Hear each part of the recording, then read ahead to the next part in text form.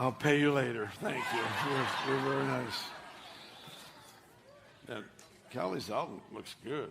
And I ordered it during the last service. I downloaded it sitting right down here. Thank you, Jesus. It's now here.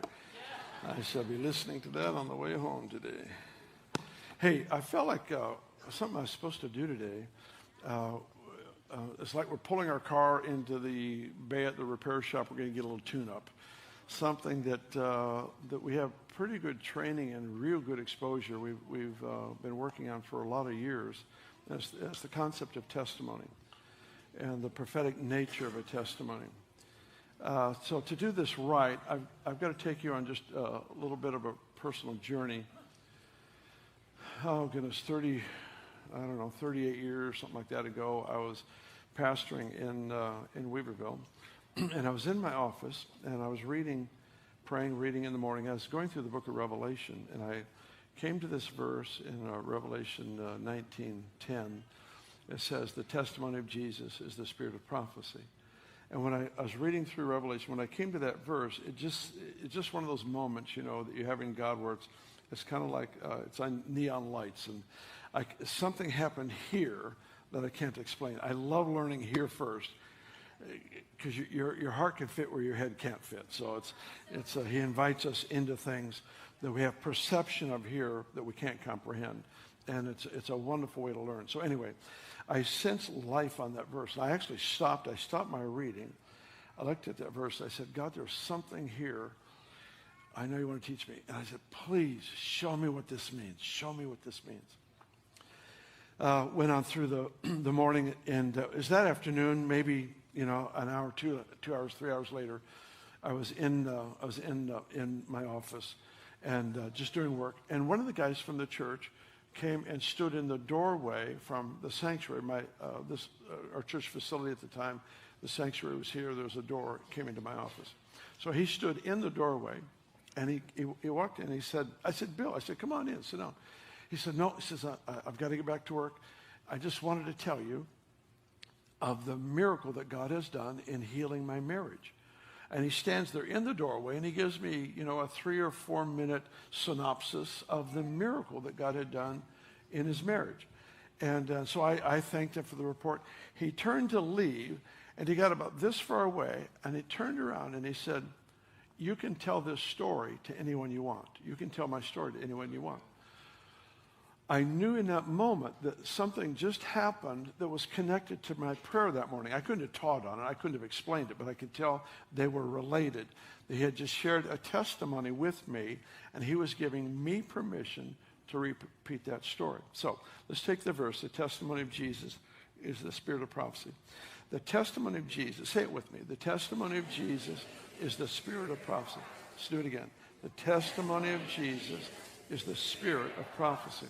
All right, number one, the testimony of Jesus is a spoken or written record of anything he's done. All right? So the testimony of Jesus is a spoken or written record of anything that he's done. The spirit of prophecy is that prophetic anointing, prophetic mantle. So what is prophecy then? Prophecy is in 2 realms that I understand. One is to foretell the future. A prophet will describe something is about to happen on such and such a day. But I think predominantly the prophetic is used not to foretell, but to do something else, and that is to change present situations. The prophetic will be used to make a decree that actually changes the reality that an individual, a family, a church, a city, a nation is facing. It's the word of the Lord is released, and it changes the situation. So think of it this way. The testimony of Jesus carries with it the weight of heaven to alter the reality of a problem or situation that we're facing. It carries that. It's written into the DNA of a testimony that it has that ability to actually change reality, change realities. So I was in Rochester, Minnesota. I was with a dear friend there, Assembly of God Church, and I had spoken at a night meeting. I'd spent some time praying for a young lady. She had been in a snowmobile accident. Her ankle was put back together with pins and metal stuff to make it work. And so she had pain. She had restricted movement. She had all that going on in her ankle. And So now I'm just telling you, the only way I know to learn in some of these things is to either have a mentor or to experiment. And since I didn't know anyone who knew anything about the power, the prophetic nature of a testimony of Jesus, we had to experiment. So the safest way to experiment is with people that you know and trust, that you live accountable to, so that if you overextend yourself, they reel you back in and you clean up your mess. But you have to be willing to experiment if you're gonna try to touch new things. So this gal comes to me I pray for her this night. She comes to me the next morning and she says, Bill, you prayed for me last night. I said, yeah. How is your ankle?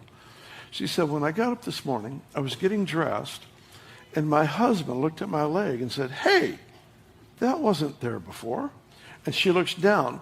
She was actually missing a part of this calf muscle because of this accident. And it grew back overnight. It grew back. So it's there. It grew back overnight. So I thought, well, that's so cool. I said, here, tell her, we've got probably, 20 or 30 people in this meeting. It was a morning meeting. And so I said, tell them the story. And so she tells her testimony, the accident and the missing muscle, and that it actually grew back overnight.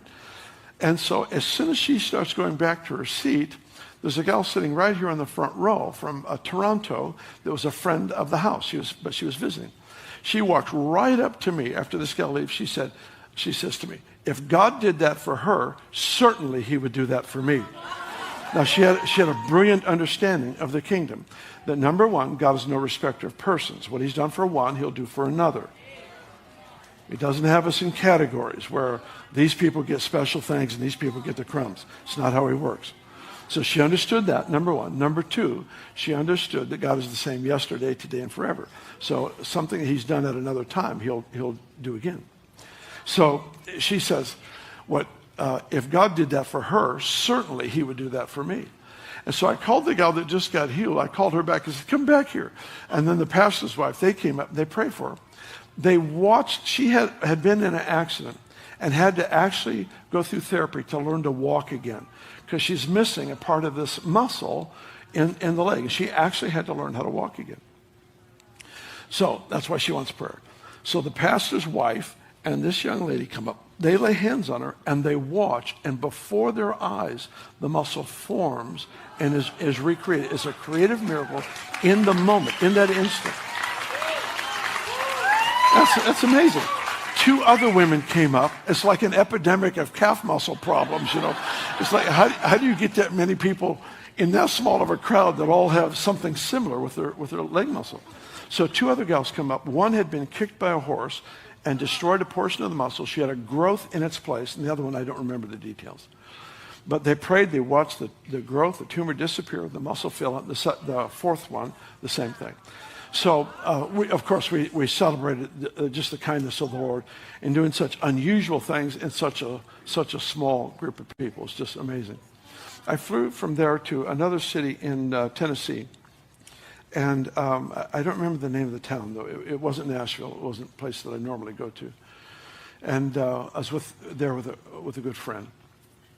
And so I gave them the stories of these healings, of these 4 leg muscle things.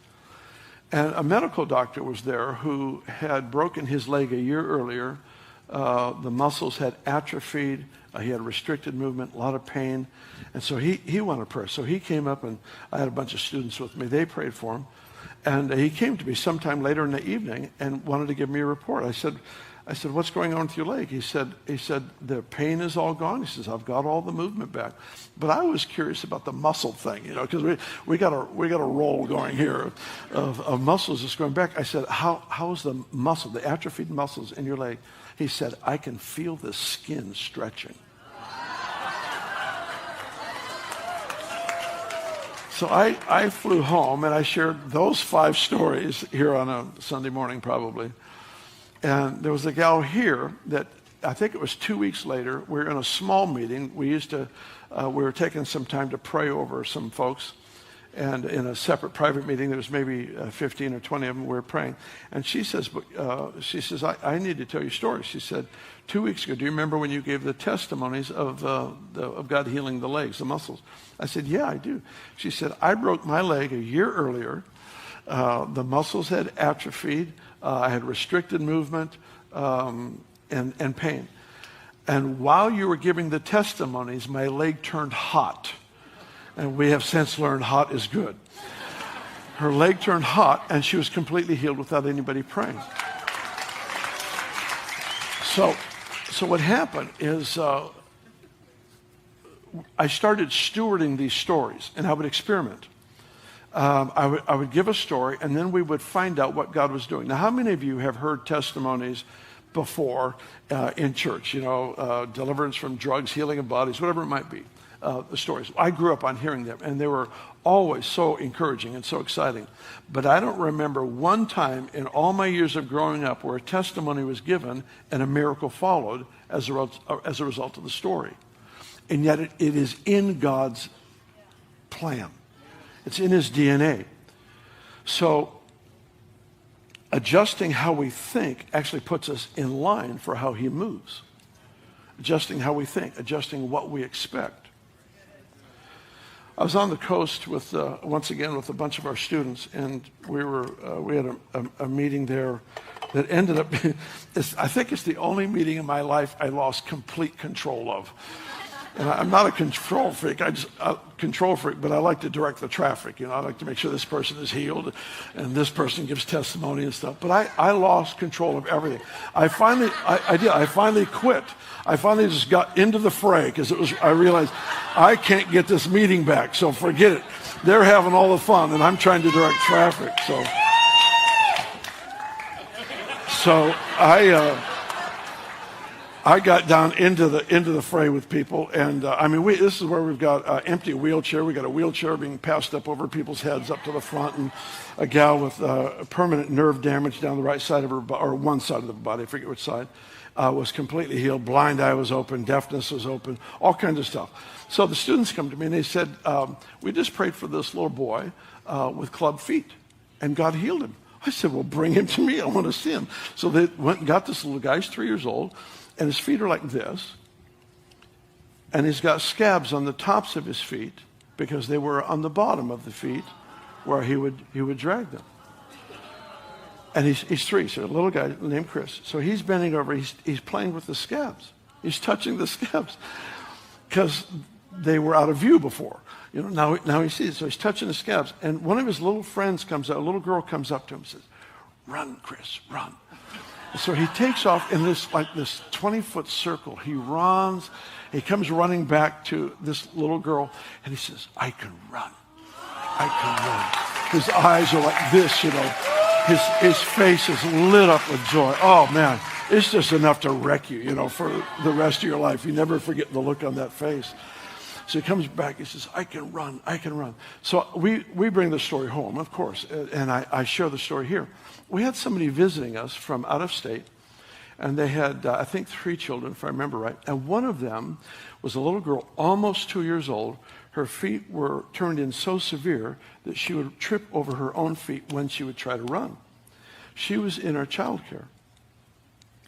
And so I taught on the concept of the testimony, and then I gave the testimony of the club feet. She hears the concept that God intends to duplicate miracles. Did I mention this?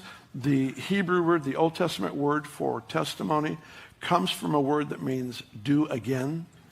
That the very nature, when he says keep a testimony, keep a record of what I want to duplicate, of what I want to do again.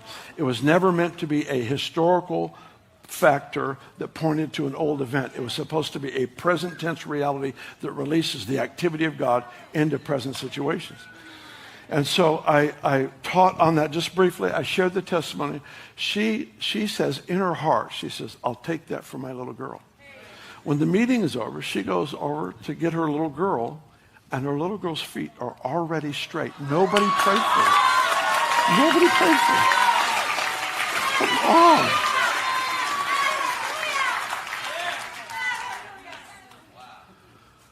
Wow.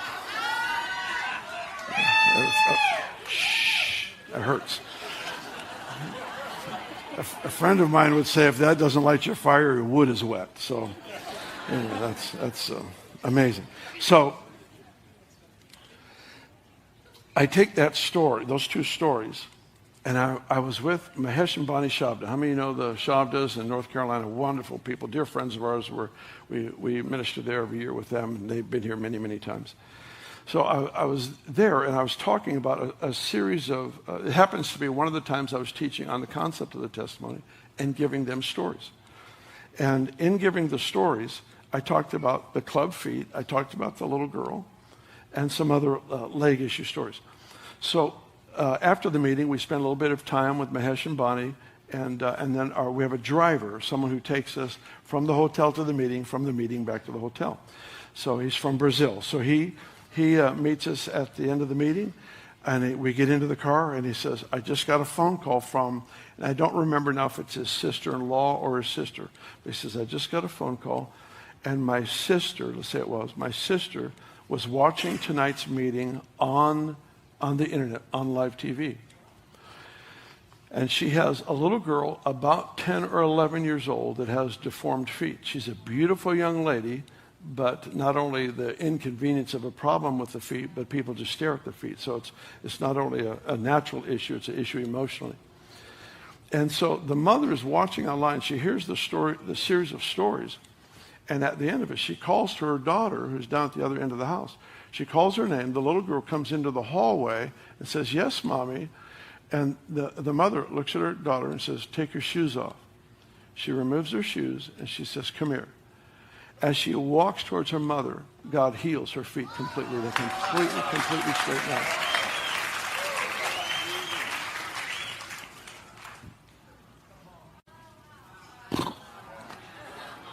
You know, it's not a tool that we use to manipulate. It's the privilege to broadcast the nature of God, because every testimony reveals the nature of God and reveals his covenant with man. The nature of God and his covenant with us. I was in Modesto, and I was a wonderful Assembly of God church there, which is my history. So I have a special fondness for the assemblies. And I was in this, and it was another healing meeting, and great stuff's happening. But this gal comes up to me towards the end. She just walks up to me. She said, her first words out of her mouth, the voice has stopped. I went, all right. Help me to understand. Give me some story here. She says, the voice has stopped. I said, okay, tell me what was happening. At that point, her father walks up, who's a retired surgeon. And he begins to explain to me, she has bipolar. She's had bipolar. She's on medication. Her particular issue, she was constantly hearing voices. And now nobody prayed for her. This was during worship, the voices stopped. And the voices stopped. She's trying to figure out, what do I do? Because she has this lifestyle of many, many years. I think, if I remember right, it's 13 years of medication, treatments, whatever. So now both the dad and the daughter are talking to me, want to know, what do we do?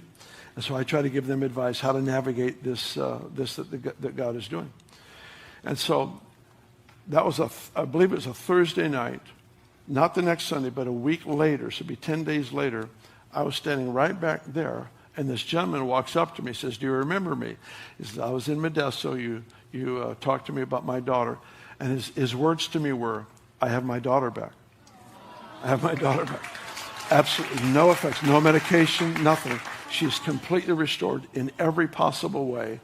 And it was during worship. It was during worship. So I stood up here and shared the testimony that we have this case of bipolar being healed. There were two men in the room at that time that both had bipolar for over 20 years each. And the moment it came out of my mouth, instantly they were both healed. Instantly healed. Sometimes there's process, but in this situation, it was instantly they were healed. We quit counting about 10, maybe 12 years ago, the bipolar healings. But for a season there, we just kept counting them, and there was something like 60 or 65 of them. But I think only 3 or 4 were actually prayed for. All the rest were healed either in worship or in a testimony, just hearing the report of the Lord. Now, the testimony of Jesus is the spirit of prophecy. Old Testament, testimony comes from a word that means to do again. New Testament, it is the prophetic nature of the work of God. I want to read a quote to you. How many of you know who Charles Spurgeon was? One of the great, great heroes of the faith, an amazing pastor from England. And he made this comment July 17th, 1859, and no, I was not there. But it was recorded. All right. There we go. I have to lean, it's my crutch. All right. Here's what he said. He preached a message called The Story of God's Mighty Acts, and here's the statement he made. He says, when people hear about what God used to do, one of the things they say is, oh, that was a very long while ago. I thought it was God that did it. Has God changed? Is he not an immutable God, the same yesterday, today, and forever? Does not that furnish an argument to prove that what God has done at one time, he can do at another? Nay, I think I shall push it a little further and say what he has done once is a prophecy of what he intends to do again. Whatever God has done is to be looked upon as a precedent. Let us with earnestness seek what God would restore to us in the faith of these old men, that we may richly enjoy the grace as in the days of old. So here in 1859, the body of Christ has an opportunity to step into a reality that I don't think was very common. I've never read one other person write or talk about this reality, and yet it's as plain as can be in Scripture. The nature of testimony and the spirit of prophecy and revelation. And yet Spurgeon makes this announcement with incredible influence. And I don't know what happened, but it appears to me it just got reduced to a good sermon instead of an invitation to explore what might be possible if we actually treasured the record of what God has done. So now, fast forward. The book of Deuteronomy is the book that, from what I understand, Jewish young men would need to learn and memorize. And it's kind of the cultural book of the books of law, and I love it. I used to reread it, because in it was the instruction to train your children, raise them up in specific ways, and which is a huge part of my life. So I was reading through, and he says in Deuteronomy 6, he says, keep the commandment, keep the statutes, and keep the testimony. Keep the commandment, keep the statutes, keep the testimony. Okay, we know what it means to keep a commandment. He says, you worship on this day, you worship on this day. So he would give them specific commandments. You offer this kind of an offering, this kind of a sacrifice. You just do what he says. So keeping a commandment is to obey God. What is keeping a statute? Keeping the statutes of God is where he is teaching us his value system. So in a commandment, he is telling you what to think, but in a statute, he's telling you how to think. That was better than your response. In a commandment, he's telling you what to think. In the statutes, he's telling you how to think. He's actually showing you his perception on reality and how he navigates, wants us to navigate life. So he says, keep the commandment, keep the statutes, and then he says, keep the testimony. How do you keep a testimony? I mean, it's not like doing something. It's not like sacrificing an ox or something. It's you're supposed to hold on to something. And my conclusion through studying, especially in the Gospel of Mark, in the lifestyle of Jesus, that keeping the testimony basically means this to me, is that I hold the record of God's interventions among people so close to me that they become the lenses through which I see present problems or challenges. In other words, I interpret them through a history with God. A prescribed history with God has now given me lenses through which to see possibility in a problem instead of just a problem. The nature of God in a situation. How is God going to become triumphant now in this situation? Oh, it's amazing. It's amazing. But because we actually have the ability to steward the record of God's supernatural intervention so well that they become how we see. They become the place from which we think, the place from which we see, the place from which we act, the place from which we pray. Testimony. It's not just an exciting, encouraging moment, just a moment in a service or in our life. We just kind of get a boost of encouragement and strength. It's much more than that. It is, imagine Elijah standing in front of you prophesying. That's what a testimony is. It is prophesying. This is the heart of God. This is the nature of God. This is the covenant of God, and it is available to you. That's what a testimony is. I want you to look with me at Psalm 68, if you would.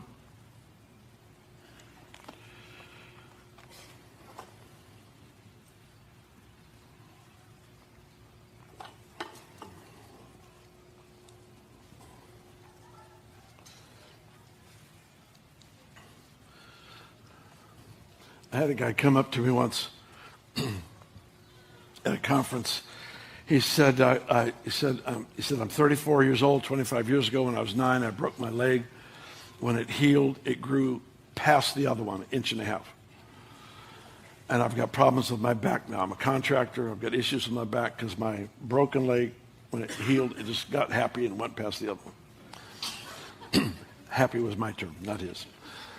And he said, have you ever seen a leg shrink before? Because he's wanting to know if there's a testimony for it. So I figure if we haven't, there's always got to be a first time, right? So I paused for a moment. I thought, let's see. Yes, I have. I've seen it happen. I was in an Italian restaurant with a pastor friend of mine in Sacramento. He had been in a snowmobile accident. When they put him back together, apparently they had too many parts because he had a leg that was too long. So he's telling me in the restaurant, and I said, I'll just turn your chair aside. So in the Italian restaurant, you know, the nice linen tablecloths and everything, give me your legs. So we'll lift his legs up, and I command the long leg just to shrink, so it just shrinks just like that. And he goes back to the therapist. He told me later, he said, the therapist said it's perfect. Everything's just right. So I told the guy, yes, I've seen it happen. I said, get a chair. And of course, if we've never seen it, get a chair anyway, because there's got to be a first time. So he sits down, and I'm holding his leg, and sure enough, he's got a leg that's 1.5 inches longer than the other one. Sorry, I'm laughing. I'm holding his legs up, and sure enough, one is 1.5 inches longer than the other. And I just had this moment where I thought,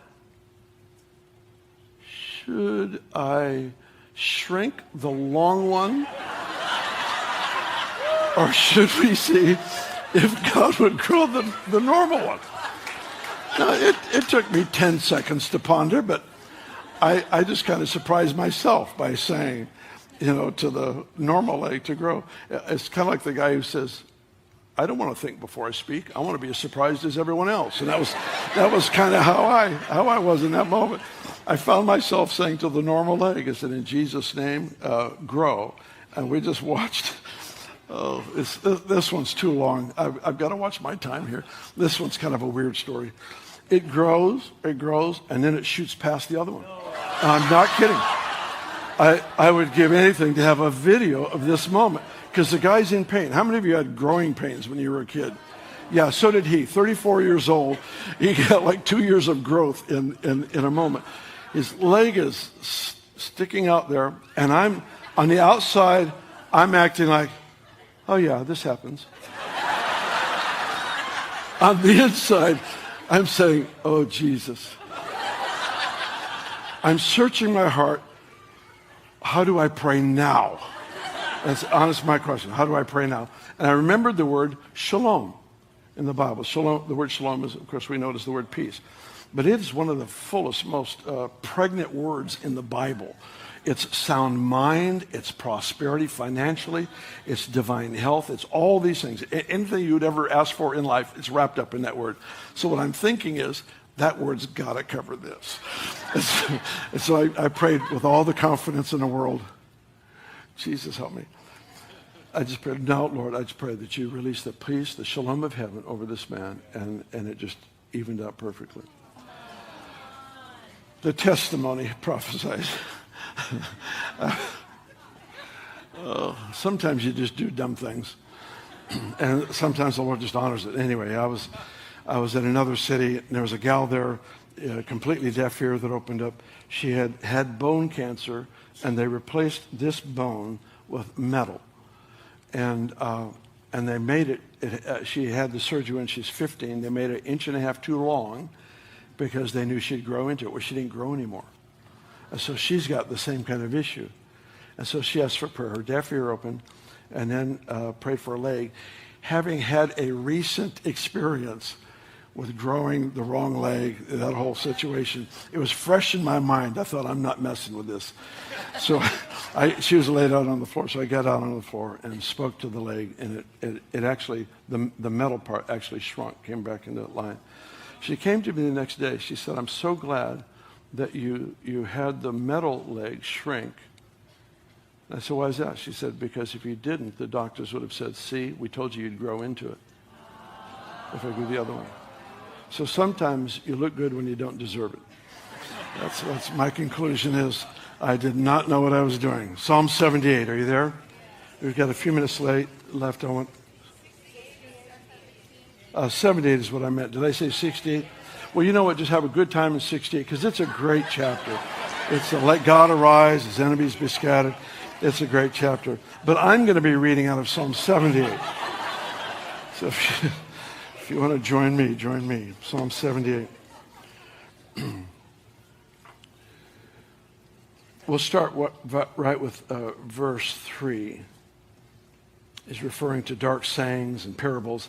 He says, which we have heard and known, and our fathers have told us. We will not hide them from their children, telling to the generation to come the praises of the Lord and his strength and his wonderful works that he has done. What just happened there? Now, think while you're reading this. They are being exhorted to train their children on not only the report of the law of God, the commandments, but to train them with the report of his wonderful works, which is what? That's a testimony. Yes? Yes? All right. Verse 5. He established a testimony in Jacob. He appointed a law in Israel, which he commanded our fathers, that they should make them known to their children, that the generation to come might know them, the children who would be born, that they may arise and declare them to their children. So if you can see, this was a pattern of a value system for the spoken or written record of all that God's done to be given to this generation, that they would give it to the next generation, they'd give it to the next generation. Now it tells us why, and this is important. Verse 7, that they may set their hope in God. There's something about the testimony that conditions or positions a child or an adult to position himself to place hope in God when a trial comes. Their instinctive response is, I'm going to trust God. He's the God who works wonders. I don't understand what he's going to do. I don't know how he's going to do it, but I'm going to trust him. Where did that come from? It came because the cloud of their heart, so to speak, was seeded with this thought that God is faithful in impossible situations. So here it says that they may set their hope in God and not forget his works, the works of God, keep his commandments. Are you guys still alive? You sure you're still alive? All right. What I want you to notice is not forgetting the works of God and keeping the commandments. The testimony and the courage to obey, they're connected. This is really a big deal. Because what we do for ourselves, what we do for our children, our grandchildren, we set the stage for them to have courage. Because it takes courage to obey God. It takes courage. We want courageous obedience, radical obedience. Out of my life, that's what I want. So here he says, we keep the testimony going multiple generations. Why? So that they'll put hope in God and that they won't forget the works of God and they'll have the courage to obey God. Now, he illustrates it in the next 3 verses. All right? Verse 9, that the children of Ephraim, being armed and carrying bows, turned back in the day of battle. They did not keep the covenant of God. They refused to walk in his law. They forgot his works and his wonders that he had shown them. Okay, walk through these 3 verses with me. Verse 9, the children of Ephraim are armed. In other words, they're prepared for battle. They're skilled. They're trained for battle. They've got all the equipment necessary. He said, the children of Ephraim, being armed and carrying bows, turned back in the day of battle. So why did they turn back why did they become cowardly when there was a conflict? Verse 10 tells you, because they didn't keep the covenant of God, they refused to walk in his law. How many know if you're not walking in obedience, spiritual warfare is not where you want to be? Because you become very vulnerable. So they turned back in the day of battle. Why? Because they had not been walking in obedience. Why weren't they walking in obedience? Verse 11, they forgot his works and the wonders that he had shown them. There is something about the testimony that instinctively breathes into our soul a courage for radical obedience. It's a part of the process. It's how you keep strong in your confidence and faith in God. What happens if the testimony of the Lord, if we decline in sharing testimony, then we see miracles less. If we see miracles less, we expect them less. If we expect them less, we talk about them less. If we talk about them less, we see them less. We expect.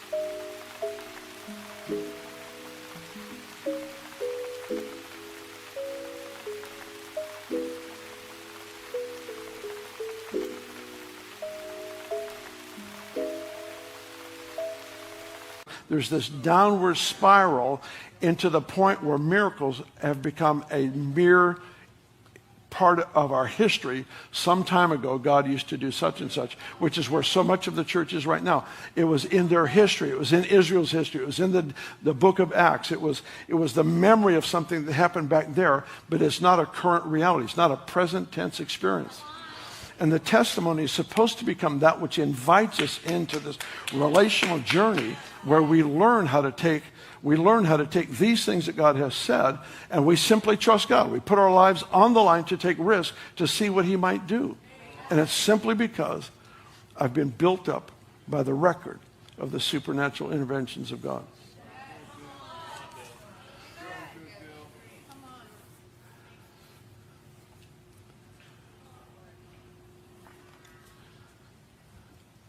I love it when God will give us a glimpse of what he's doing, because it's fun to gain in understanding. But oftentimes he moves and I'm just clueless. I'm a clueless observer that's just frantically trying to learn. I'm not a facilitator in the sense that I made anything happen. I've told him, I said, God, I just want to be in the room. It doesn't have to come from me. I just want to be a part. And there are things that he does. The moment in Dallas where pray for this individual who the lightning of God literally goes through him from head to toe, and he's completely delivered and healed of schizophrenia. Completely, he comes to me a year later in his right mind completely, because God brought a miracle to him. He ended up going to Africa and ministered. I think he personally was able to bring liberty and freedom through his own testimony to about 40 people that were considered insane, mentally gone. It's a testimony. It's like God has imagine being given, a priceless gem. How many know if somebody comes to you and says, I'll give you $1 million if you can wear this ring, it's worth $10 million, you can't lose it. But you have to wear it. You can't hide it away. How many of you think you've got that ring on your hand, you're going to be looking at it all day long, you're going to be wrapping tape, you're going to do all kinds of stuff to make sure we don't lose this thing, all right? I'm aware of the value of what's on my hand. Are you aware of the value of what's in your mouth? It's the record, it's the revelatory testimony of the heart, the nature, the covenant of God that actually invites people into a personal relationship with Jesus. Paul, when he was in trouble, he would revert to his personal story, into his own testimony. It's not just the miracles of healing. It's the deliverance. It's salvation. It's the greatest miracle of all. And everybody in this room has that kind of a story. I believe that God wants to give us an upgrade. And this will sound a little strange, but actually the whole thing's been rather strange. So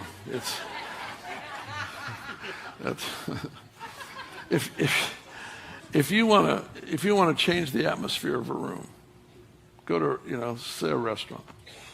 You go into a restaurant, 3 or 4 people, sit down and take the first 20 minutes only to share miracle stories. I don't mean miracle stories so that you impress people around you. I mean so that the atmosphere changes, because the angelic realm is fascinated by your perspective of Jesus, the Son of God.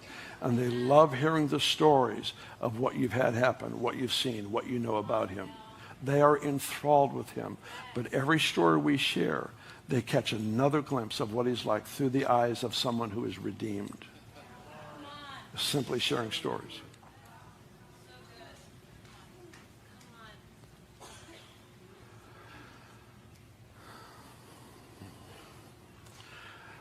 I feel like the Lord would just give us an upgrade in this area. We're going to be touching, I'm thankful beyond words on what I've seen happen, what we've seen happen, what we've seen happen in this room, what we've seen happen in our city. It floors me. Sometimes I get in here early Sunday morning, I just walk around and I just remember, colon cancer was healed here. A woman after 50-some years in a wheelchair gets out right there after a stroke. She walks. Right over here, MS, multiple sclerosis, was healed. West Nile, ME. This same person had several conditions that were healed. Just walk around this room. The guy who was run over by a 14-ton truck completely crushed his ankle, and he receives prayer over here. There's a pop. His ankle turns cold. There's a pop, and it's completely, totally healed. Completely healed. Just go through the store, one after the other.